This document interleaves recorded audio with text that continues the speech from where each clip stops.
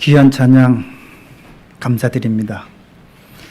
제가 오늘 말씀드리기 전에 우리 교우님들께 좀 간절한 개인적으로 기도를 좀 요청을 좀 드립니다. 아시는 대로 제가 우리 청년들 그 벨리즈 선교하러 가는데 제가 중간에 이렇게 합류를 하게 됐습니다. 그런데 우여곡절 끝에 두 군데 교회로 가게 되는데 제가 한 군데 교회에 그 강사를 해야 되는 그런 상황에 제가 그 승낙을 해야 되는 상황이 되어 있습니다. 근데 아시는 대로 제가 해외 나가서 이렇게 5번이나 이렇게 설교를 해본 경험도 없고 어쩌다 한번 이 단에 서는데 굉장히 많이 좀 걱정도 되고 염려도 많이 됩니다. 그래서 좀 기도를 부탁드리고요. 또 한 가지는 우리말로 해도 설교하기가 참 쉽지 않은데 영어로 설교를 하래요. 그것도 처음에는 한 통역 설교를 해야 되기 때문에 짧게 하라고 그래서 사실은 15분만 하라고 해서 그 정도면 뭐 해볼 수 있겠다라고 했는데 그 통역을 세우지 않고 그냥 바로 영어로 처음부터 끝까지 다 하래요.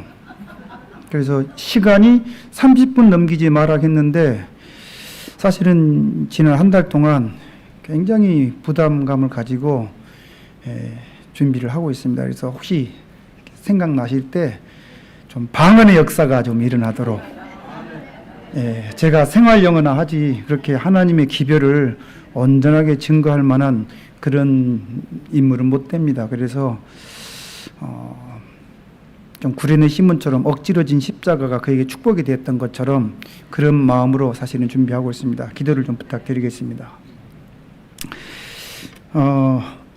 오늘 그 주제 성경절을 좀 제가 다시 보겠습니다. 그리스도 안에서 인정함을 받은 아벨레에게 문안하라. 아리스토블로의 권속에게 문안하라.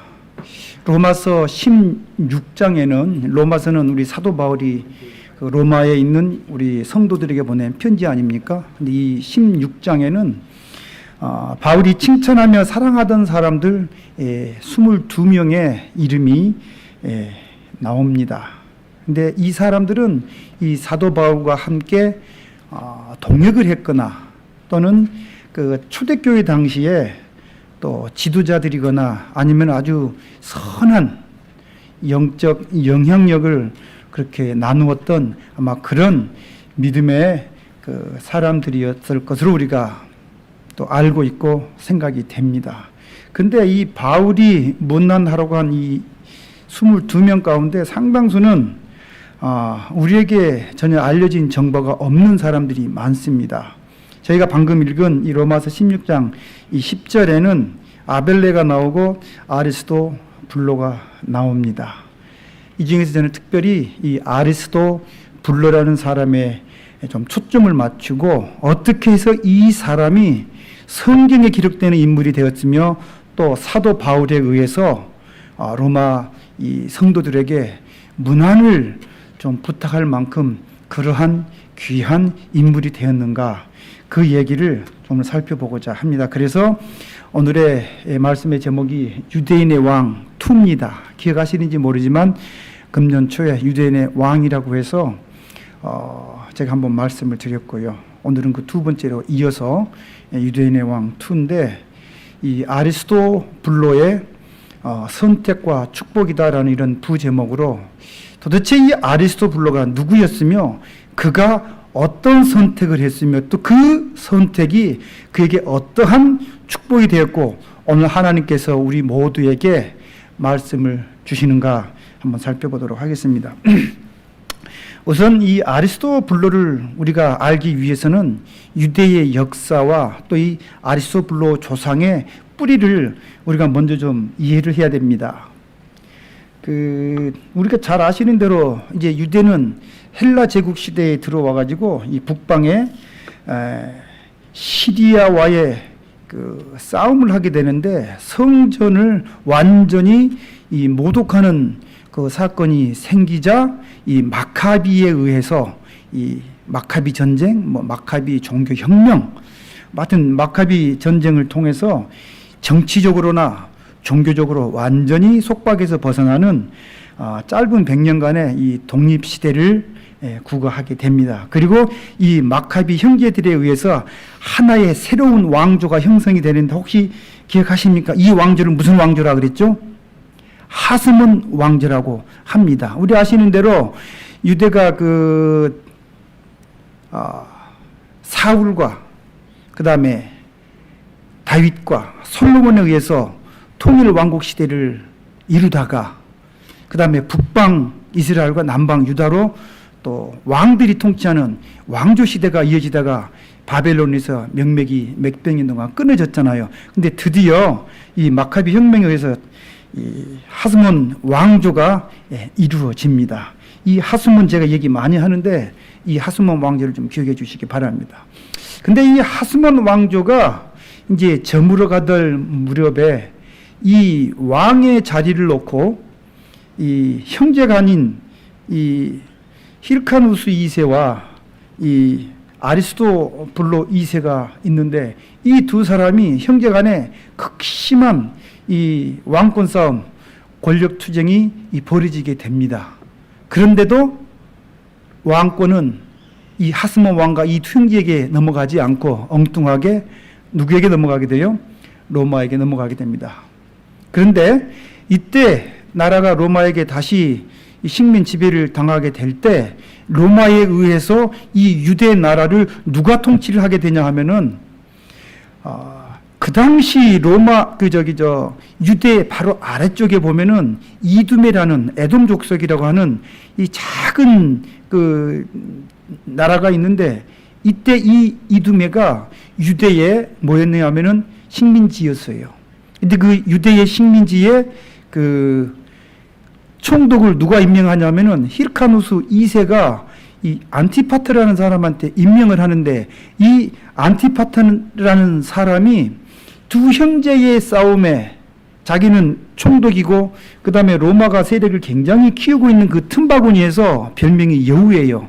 이 사람이 삼각외교를 기가 막히게 잘한 거예요. 간에 붙었다, 쓸개에 붙었다. 굉장히 잘했어요. 그리고 또 이 사람은 비록 유대의 이 잠시 속국이었지만 이 유대를 아예 통째로 삼키려는 그런 정치적인 야욕이 굉장히 컸던 인물이 안티파트라는 사람이에요. 근데 이 사람이 로마에 의해서 그러니까 로마에다가 굉장히 자기가 통치하는 그 지역에 에돔 지역에 세금을 가지고 안토니우스 장군에게 엄청난 전쟁 자금을 대줘요. 그래서 안토니우 장군에 의해서 드디어 이 사람이 총독으로 임명을 받거든요. 자, 그래서 이 안티파트라는 사람에게 드디어 이 유대는 국권이 넘어가 버렸습니다. 지배를 시켰는데 총독으로 임명했는데 이 사람이 오히려 자기들을 지배하는 상황이 됩니다. 그리고 이 사람을 이어서 등장하는 인물이 바로 헤롯이라는 사람인데 저희가 오늘 좀 살펴보려고 하는 인물의 할아버지가 됩니다. 이 헤롯 대왕, 오늘 헤롯 일가에 대한 얘기를 제가 많이 할 텐데요. 이 사람이 바로 BC 40년에 안토니우스 로마의 장군에 의해서 유대인의 왕이라는 칭호를 받고 그 증서를 품에 안고 결국은 37년에 받았는데 시리아의 전쟁이 시작하고 3년 뒤에 BC 40년에 드디어 유대를 들어가서 유대 전역을 통치하는 뭐가 된 거예요? 유대인의 왕이 된 거예요. 제가 설교 제목을 계속 유대인의 왕이라고 하는데 하스몬 왕가의 사람들이 유대인의 왕이 되기 위해서 그렇게 지내오다가 나라를 빼앗기고 총독이었던 사람이 유대를 통째로 이제 유대인의 왕이라는 로마 황실의 칭호를 받고 드디어 입성하게 돼서 오늘 두 번째 제가 얘기를 하게 될 것입니다. 근데 오늘 저희들이 살펴볼 이 두 번째 가문이 바로 이 헤롯 가문인데 방금 제가 잠깐 말씀드렸지만 안티파트에 의해서 호시탐탐 이 유대를 잡아먹으려고 왕이 되려고 했던 그 사람의 뒤를 이어서 그의 아들인 이 헤롯이 드디어 정식으로 유대인의 왕이라는 칭호를 받고 들어갑니다. 저희가요, 이 유대 역사를 좀 공부를 해야 될 이유가 있어요. 제가 굉장히 역사를 좋아해서 좀 공부를 많이 했는데, 특별히 예수님 당시와 또 사도들을 이해하고, 그 다음에 이 초기 교회, 초대교회 시대를 이해하는 데 있어서 이 헤롯 일가를 반드시 우리가 알아야 될 이유가 있습니다. 그 하나씩 좀 제가 살펴볼게요. 근데 먼저 지금 제가 헤롯 3대를 사진을 넣어놨는데요. 이 첫 번째 나온 인물이 그 안티파트의 아들이었던 우리가 말하는 헤롯 대왕이고요. 가운데 있는 인물이 그 사람의 아들이었던 헤롯 안디바라는 사람이에요. 그리고 맨 밑에 있는 사람은 가운데 있는 사람의 아들이 아닌 이 다른 그 형제의, 배다른 형제의 아들인데 헤롯 아그리파 1세라고 합니다. 뒤에 계속 나올 거예요. 그런데 헤롯이 굉장히 많은데 다른 사람들은 그냥 헤롯인데 왜 첫 번째 나오는 저 사람을 헤롯 대왕이라고 하는가? 왜 헤롯 대왕이라고 할 것 같아요? 여러분, 대왕이 어떤 사람에게 붙여지는 호칭입니까? 대왕. 큰 왕이잖아요. 업적이 뛰어나거나 인품이 정말 덕망이 뛰어나거나 예를 들어서 한국의 세종대왕, 광개토 대왕, 이런 분들에게 붙여주는 게 대왕인데 왜 헤롯에게 대왕이라고 붙였을까? 이분이 인품이 뛰어났을까요? 업적이 뛰어났을까요? 아주 잔혹하고 포악하기 그지없는 못된 인물입니다. 왜 대왕이라고 붙였느냐? 알고 봤더니 자식들은 전부 다 분봉왕으로 있었는데 헤롯은 전체를 다스리는 왕으로 있었어요. 그거를 구분하기 위한 이유로 대왕이라고 붙였다는 얘기를 듣고 제가 되게 실수를 금하지 못했습니다. 그러면 대왕이라고 하지 말지. 하여튼 간에 지금 역사 서에는 보면은 더 그레이트 헤롯 더 그레이트라고 하거든요. 헤롯 대왕이라고 합니다. 참고로 그냥 알아주시고요.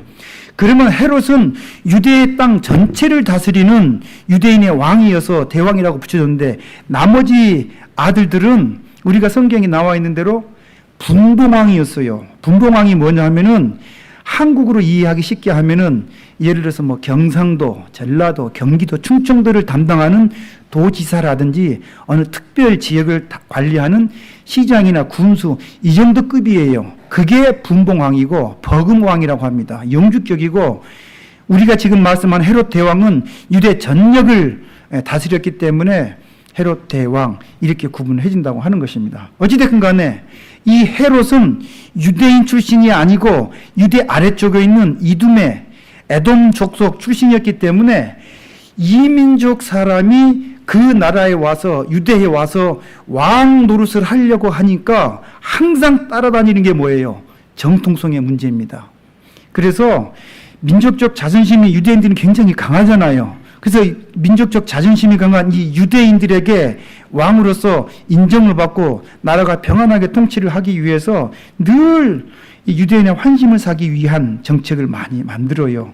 또 폭동이 일어날까 두렵기도 하고 그 중에 많은 것들인데 대표적인 것이 이 헤롯이 하나 잘한 게 있는데 그게 뭐냐 하면은 수룹바벨 성전 이후로 거의 300년 동안 방치되어 있던 그 예루살렘 성전을 이 사람이 대대적으로 복구를 해요. 왜요? 이 사람이 유대인으로 되기 위해서 할례도 받고 유대인처럼 하려고 해요. 그래서 헤롯 성전을 증축하고 개축을 했는데 그것이 다 왕으로서 믿음의 발로가 아니고 통치를 잘하게 하는 가의 방법으로 했다라는 겁니다. 그런데 항상 자기의 정통성이 없는 이방 출신이기 때문에 내부에서 어떤 폭동이나 동요가 일어나서 자기 자리를 밀어내면 어떨까라는 그런 늘 긴장감을 갖고 살았던 겁니다. 그런데 그에게 그런 불길하고 심각한 소식이 들려오는 겁니다. 마태복음에 보면은요, 우리가 잘 아는 대로 어떤 얘기가 있어요. 헤롯 왕 때 유대인의 왕으로 나신 이가 누구예요? 예수님이 났다라는 얘기예요. 그러니까 16절에 어떻게 할까요? 굉장히 불쾌하고 분노를 하게 되겠죠. 내가 어떻게 해서 유대의 왕이 됐는데 유대인의 왕이 났다고 한마디로 굉장히 화가 났을 거 아닙니까? 그래서 어떻게 하는 거예요? 16절 끝에 그 2살 아래로 남자들은 싹 죽여버립니다. 왜 그랬을까요? 왜 3의 아이들을 다 죽여요? 왕위 자리를 넘보는 것을 싹을 없애기 위한 것입니다. 그러니까 그 당시 예수님께서도 영문도 모르는 채로 하마터면은 이 땅에 오신 구세주께서 죽을 수도 있는, 물론 하나님께서 결코 그것을 용납하지 않겠지만요.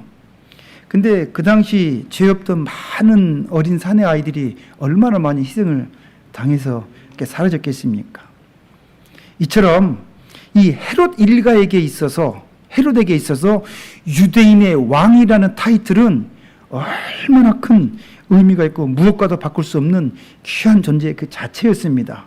다른 어떤 사람들에게도 그런 호칭을 주지를 않죠. 그런데 여러분, 너무나 아이러니하게 우리 예수님께서 십자가에 달려 돌아가시게 되었을 때 그 죄명, 죄목이 무엇인지 아시죠? 예. 지금 그 요한복음에 보면요, 19장 19절에 보면은 죄의 패가 있는데 뭐라고 써져 있는 거예요? 유대인의 나사렛에서 유대인의 왕이라. 그러니 유대 사회에서는 그 당시 용납할 수 없는 표현이 유대인의 왕이죠. 그 우리 한국의 역사도 놓고 보면은 왕이 다스리던 시대에 그다음 가장 그 큰 죄가 뭐예요? 반역죄, 모반죄잖아요. 반역을 꾀하는 사람들은 3대까지 죽인다고 했잖아요. 이 당시 헤롯 시대에 유대인의 왕으로 났다라고 하는 그것 자체는 도저히 인정할 수 없는 엄청난 일이었다라는 얘기입니다. 예수님께서 그런 제목으로 죽었다는 것입니다.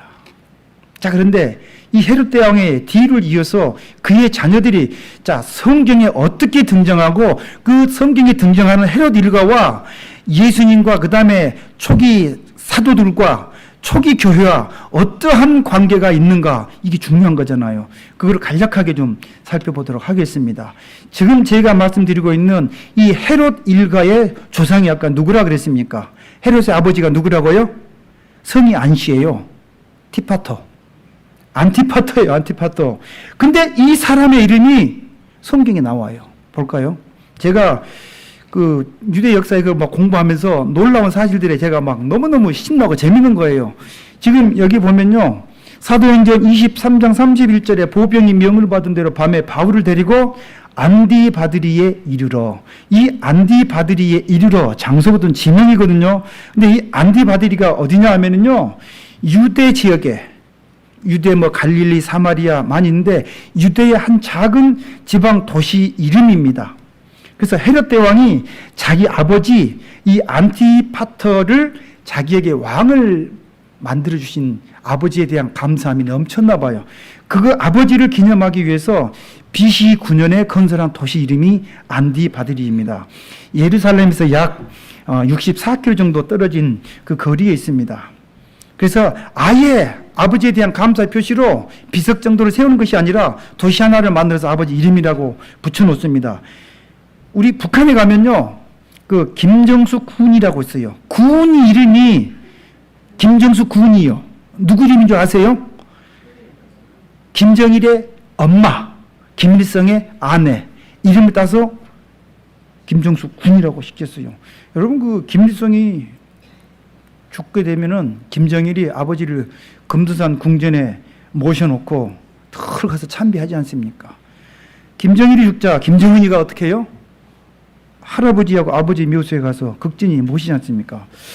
이렇게 된 것 같아요.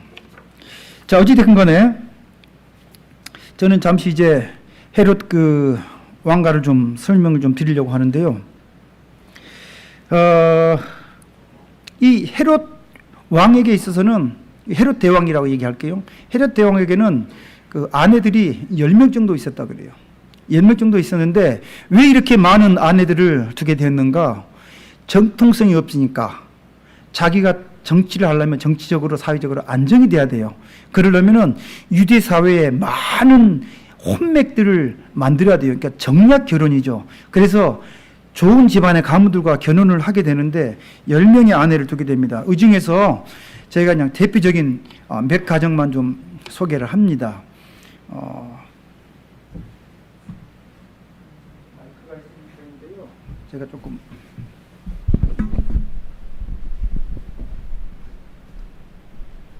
여기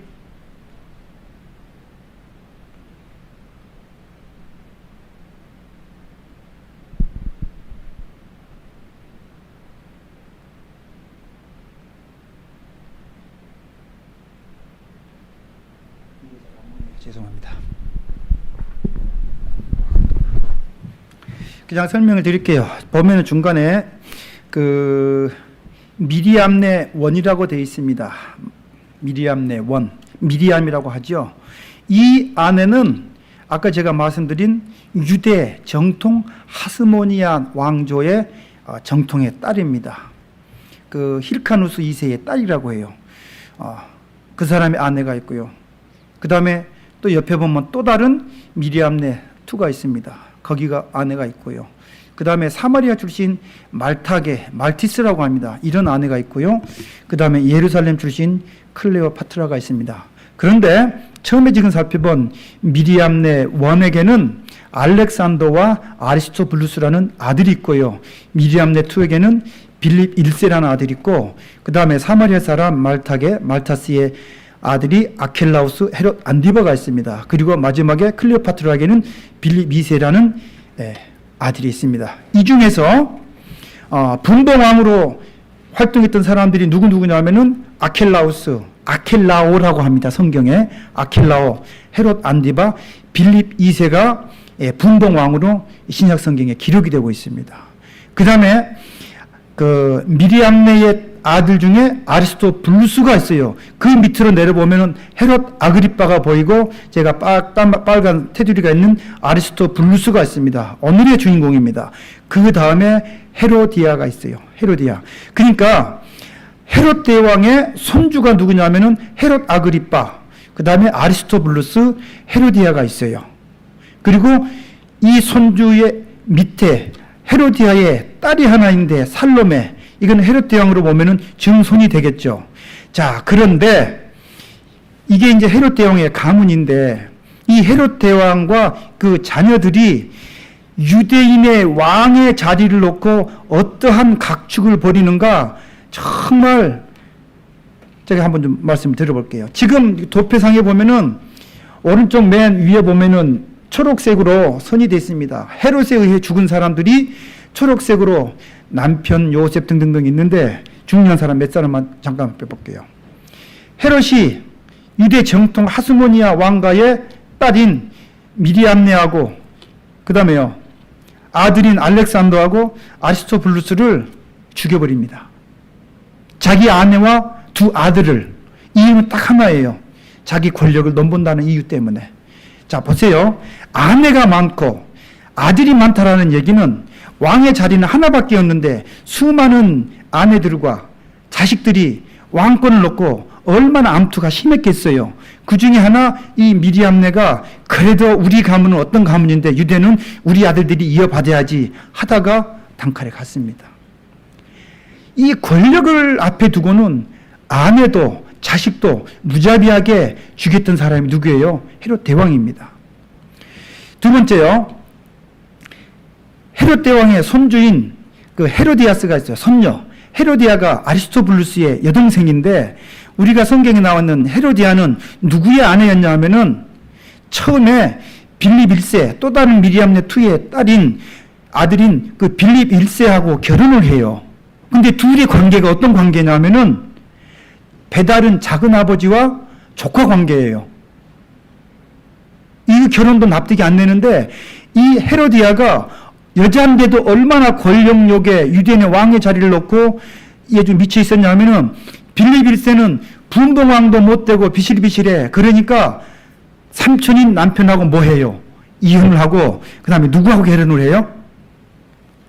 헤롯 안디바. 헤롯 안디바는 또 다른 작은 아버지인 헤롯 안디바하고 결혼을 해요. 그러니까 헤로디아도 그렇고 그 자기 배다른 형제하고 결혼했던 그 조카하고 또 결혼하는 헤롯 안디바도 그래요. 둘이 결혼했는데 헤롯 안디바가 나왔으니까 얘기를 해볼게요. 성경에 보면은 여기 빨갛게 성경 기록이 되어 있습니다. 마가복음이나 누가복음에 보면은요. 침례 요한의 목을 자른 왕이 누구예요? 이 헤롯 안디바입니다. 이 헤로데아하고 헤롯 안디바가 이건 불문을 넘어서 근친상간에 있을 수 없는 비윤리적, 비도덕적이잖아요. 이것을 침례 요한이 지적을 했단 말이에요. 그러니까 어떻게 하는 거예요? 헤로디아스의 딸 살로메가 생일날 네가 뭘 원하느냐, 저 사람 떡. 그러니까 헤로디아가 헤롯 왕에게 뭐 하는 거예요? 침례 요한의 목을 달라 해서 목을 쳤던 사람이에요.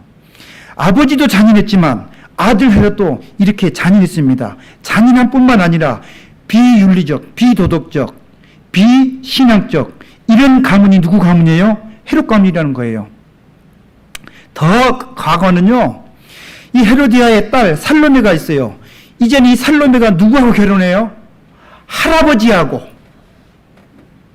이 집안이 헤롯 가문입니다. 제가 이걸 보면서 이럴 수가 있을까? 근데 권력을 앞에 두고, 그 다음에 세상의 부귀영화를 앞에 두고, 유대인의 왕의 자리를 놓고 실제로 일어났던 이야기라는 거예요. 이런 집안이 헤롯 가문이었고요. 그 다음에 그 헤롯의 아들인 아켈라우스라고 나와 있는 아켈라오, 이 사람에 대해서 잠깐 좀 살펴볼게요. 아켈라오는 아버지 헤롯 대왕이 예수님을 그렇게 죽이려고 했고, 그 BC 4년에, 그리고 나서 이 사람이 이름 모를 병으로 즉사를 합니다. 유대의 2살 미만의 사내 아이들을 다 죽이라고 명령을 내리고 예수님까지 죽일 뻔했던 그때의 그 해에 이 사람의 삶에 하나님께서 관여하신 것 같아요. 죽었거든요. 그래서 BC 4년에 아들 중에 하나인 이 아켈라오가 아버지의 뒤를 이어서 유대 지역만 통치하는 분봉왕이 됩니다. 근데 10년간 왕위에 있었는데 이 사람이 얼마나 또 못된 왕이었냐면은 모든 유대 지역에 있는 사람들이 로마 황실에다가 상소문을 보내요. 이 사람 때문에 우리 괴로워서 살 수가 없다. 이건 도저히. 그래서요, 결국은 로마 황실에 의해서 쫓겨나게 됩니다. 쫓겨나서 AD 6년이거든요. 그래서 이 유대 지역에는 누구를 보내냐 하면은 로마 지역에서 내가 식민지로 삼고 있는 유대에서 계속 폭동이 일어나면은 로마 황실에서도 귀찮고 힘들 거 아닙니까? 그래서 직접 분봉왕을 보내지 않고 누구를 보내냐 하면은 로마 사람으로 총독을 파견하는 거예요. 유대 지역에. 그래서 예수님이 십자가에 달려 돌아가실 때 5대 총독이 누구냐 하면은 빌라도예요. 그래서 빌라도가 이 유대 지역에 총독으로 가게 된 이유가 그것입니다. 그러니까 우리가 유대 역사를 좀 살펴보면은 신약이 잘 보입니다. 자, 그리고요, 이 헤로디아, 아까 저희가 살펴봤던 것처럼, 자기 삼촌하고의 그런 관계가 나고, 그 다음에 헤롯 아그리빠 잠깐 좀 볼게요. 이 헤롯 아그리빠 1세는 이제 헤롯 대왕의 손자가 됩니다. 근데 잘 아시는 대로, 아까 말씀드린 대로 헤롯 대왕이 그 하스몬 정통 왕가에서 난 아내하고 그 두 자녀들, 유대인의 피가 흐르잖아요.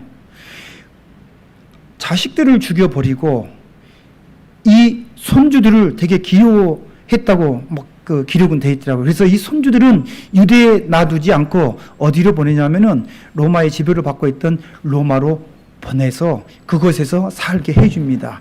그래서 여기 나와 있는 다른 인물들을 볼 거 없고요. 헤롯 아그리빠 1세하고 아리스토블루스, 아까 그 헤로디아스는 어렸을 적에 부모를 잃고 로마에 가서 그래도 명색이 유대의 왕실의 자손들이니까 로마 황실에서 특별 관리를 해가지고 유학을 하고 그곳에서 누구하고 교분을 하게 되겠어요? 로마 황실의 가족들하고 교분을 맺게 되는데 훗날 로마의 3대 황제, 4대 황제가 두 형제예요. 두 형제인데 이 헤롯 아그리빠 1세하고 아리스토블루스가 어려서 같이 커요.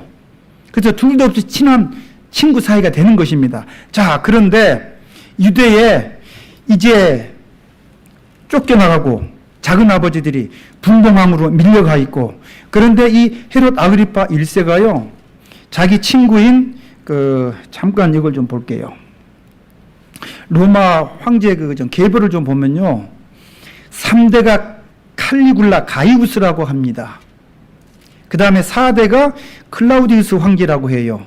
그런데 이 당시에 이 3대하고 4대가 지금 제가 말씀드리려고 하는 헤롯 아그리파 1세하고 아리스토블루하고 같이 교분을 나눴던 친구들이에요. 근데 나온 김에 이 로마 황실하고 이 신약 성경하고 그 다음에 사도들하고 어떤 관계가 있는가 잠깐만 좀 우리가 살펴볼 필요가 있네요. 지금 이 3대 칼리굴라하고 4대 글라우디우스는요, 헤롯 아그리파 1세를 유대의 왕으로 보내서 두 번째 유대인의 왕이 되게 해주고요. 그 다음에 5대 네로 황제는 우리가 잘 아는 대로 누구를 죽인 사람이에요? 사도 바울을 죽인 사람이에요.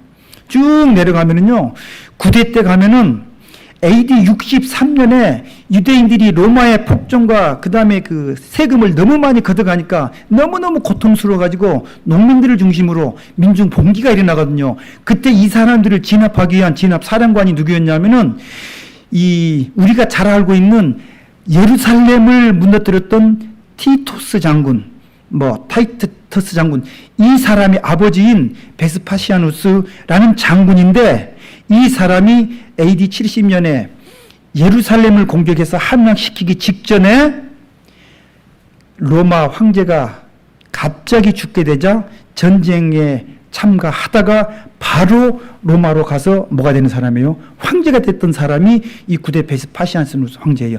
그 아들이 티투스가 예루살렘을 예수님의 예언대로 돌 위에 돈 하나 남지 않고 완전히 무너뜨렸던 사람이 티투스 황제예요. 그 사람이 예루살렘을 AD 70년에 함락시키고 10대 황제가 됐고요. 그 사람의 그 양자로 삼았던 도미티아누스 이 황제가 우리가 잘 아는 대로 사랑의 사도 요한을 어떻게 했던 사람이에요? 반모섬에 유배시켰던 그런 사람들인 것입니다. 그러니까 로마 제국의 황제들과 헤롯 일가들이 신약 성경과 예수님과 예수님의 사도들에게 어떠한 밀접한 관계가 있는가, 이거를 보면서 저는 한 가지 확실하게 깨달은 게 있어요. 성경 말씀은 역사적인 사실이 아니다. 역사적인 사실이고 하나님의 말씀은 너무나 분명한 말씀이고 이 역사에 하나님께서 분명히 개입하고 계신다라는 확실한 증거가 이 유대 역사를 잠깐만 살펴보면 나온다는 것입니다. 자, 다시 돌아가서요.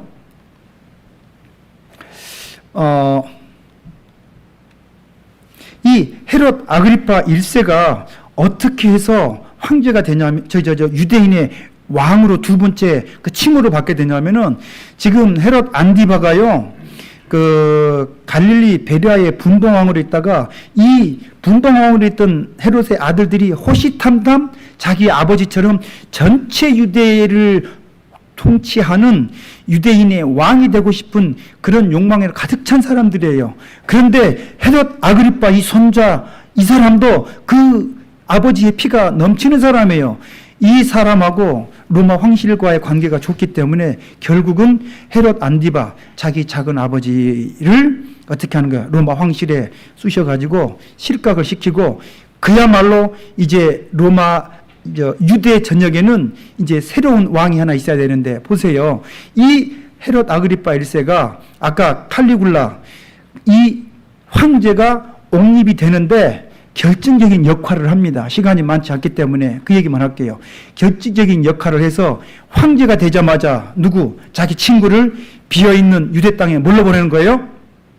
유대인의 왕이라는 두 번째 칭호를 주고 가서 왕이 됩니다.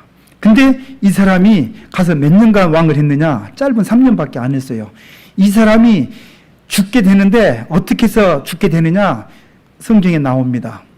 사도행전 12장 20절에 보면은 23절에 어떻게 죽는다고요? 벌레에게 몰려 죽어요. 벌레에게 먹혀 죽입니다.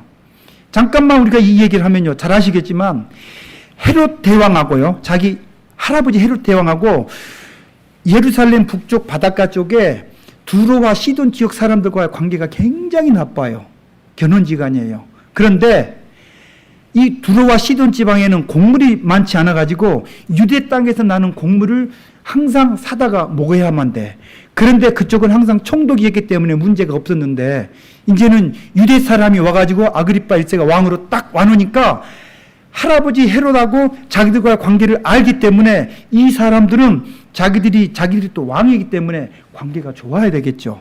또 아그리파 1세도 통치를 하려면 그들을 또 유화적으로 해야 되겠죠. 이해관계가 딱 맞아져 가지고 지금 여기 나와 있는 말씀대로 양식을 먹는 까닭에 한 마음으로 그에 나와. 근데 어느 날 헤롯이 초청을 받아 가지고 연설을 하게 됩니다. 21절에 연설을 딱 했는데 22절에 뭐라고 얘기가 나오냐면은 이 백성들이야 두루와 시돈 사람들이죠. 이것은 신의 소리요. 누구 소리가 아니라고요? 사람의 소리가 아니야. 이런 최고의 압을 하는 겁니다.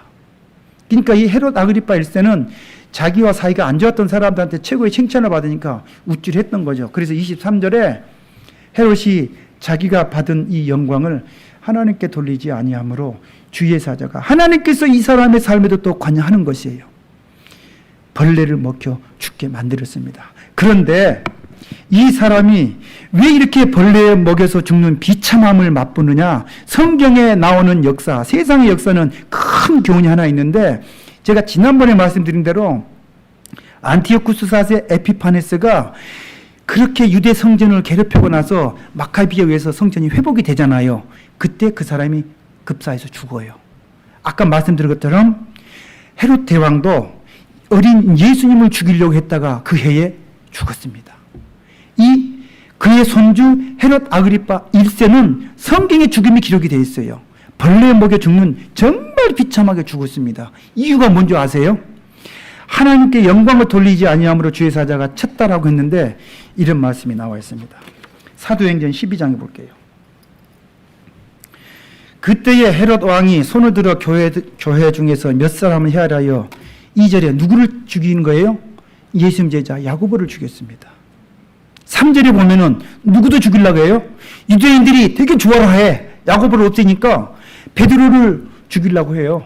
그래서 베드로가 어디 들어가면 감옥에 잡혀 들어가잖아요. 그리고 뭐 간수가 이런 일화들을 놓고 봤을 때 할아버지인 헤롯 대왕도 너무나 잔인했고 그 자식들도 전부가 다 비윤리, 비도덕적 아주 못된 가문. 우리는 이런 가문을 갖다가 무슨 가문이라 그래요?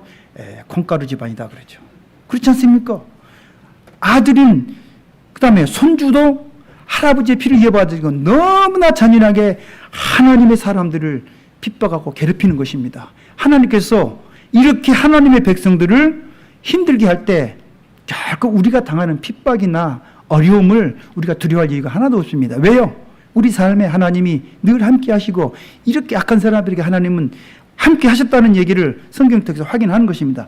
이래서 이 사람이 죽게 됩니다. 생을 마감하게 돼요.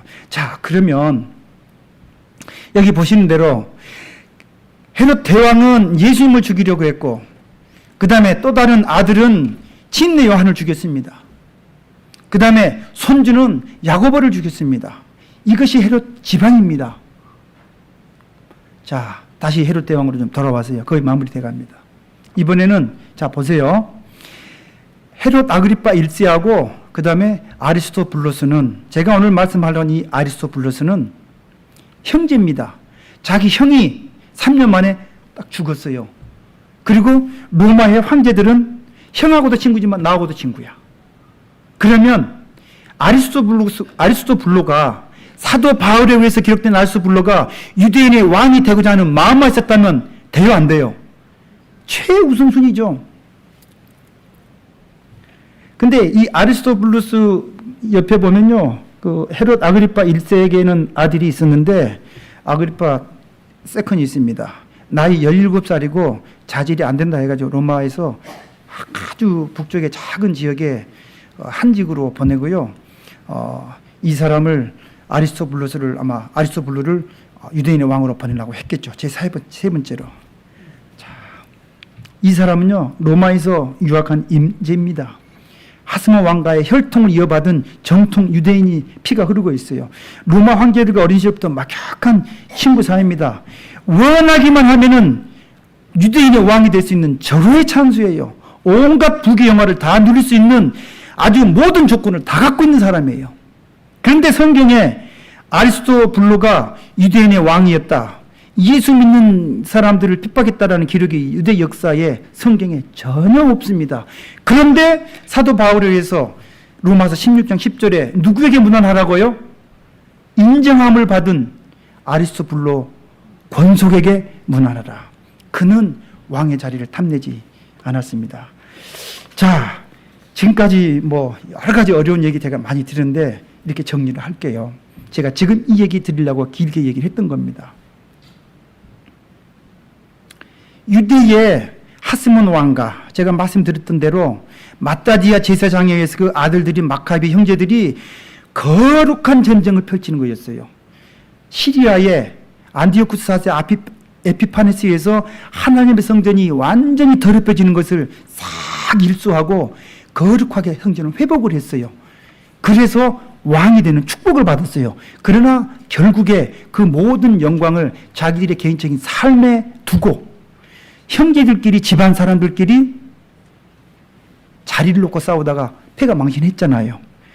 이어서 나라를 이방 족속에게 빼앗겨가지고 안티파트에 의해서 헤롯 일가에 의해서 왕이 됐는데, 이 사람들은 이방 사람 출신으로 유대에 와서 왕이 됐으면 감사해야 되는데, 그것이 서로 간에 피튀기는 싸움과 그 다음에 너무나 지저분한 그런 인간관계, 이런 삶을 살다가 결국 이 집안도 폭삭 망하게 되었습니다. 이제 마지막 남은 한 희망이 있어요. 아리스토블로가 가서 이걸 해결을 해야 되는데, 그는 세상의 높은 지위와 명예를 원하지 않는 사람이었습니다. 다시 한번 성경 보죠. 그리스도 안에서 인정을 받은 아벨레에게 문안하라. 아리스토블로의 권석에게 문안하라. 이 복된 인물 아리스토블로스는요, 제가 이렇게 정리를 좀 했습니다. 세상이 주는 높은 자리인 유대인의 왕이라는 타이틀보다 그리스도로 오신 누구를 더 사랑한 사람이었어요? 세상의 모든 것보다도 예수님을 더 사랑한 하나님의 사람이었습니다. 그래서 왕의 자리를 탐내지 않았던 겁니다. 두 번째로 그는요, 세상에서의 명예와 성공과 높은 자리보다도 또 세상 역사에 기록되는 그러한 감격보다도 어디에 기록되는 것을 기뻐했어요? 하늘 생명책에 기록되는 것을 기뻐했던 신실한 그리스도인의 길을 선택했던, 정말 훌륭한 선택을 했던 그런 사람이었다는 것입니다. 사실 그 사람 주변에서 왕이 되라고 유혹하고 꼬드겼던 사람이 얼마나 많았겠어요. 마음이 안 흔들렸을까요? 흔들리잖아요. 가지를 않았습니다. 그래서 그는 어떤 길이 가장 지혜로운지를 알았던 참된 신앙이었다는 말인 겁니다.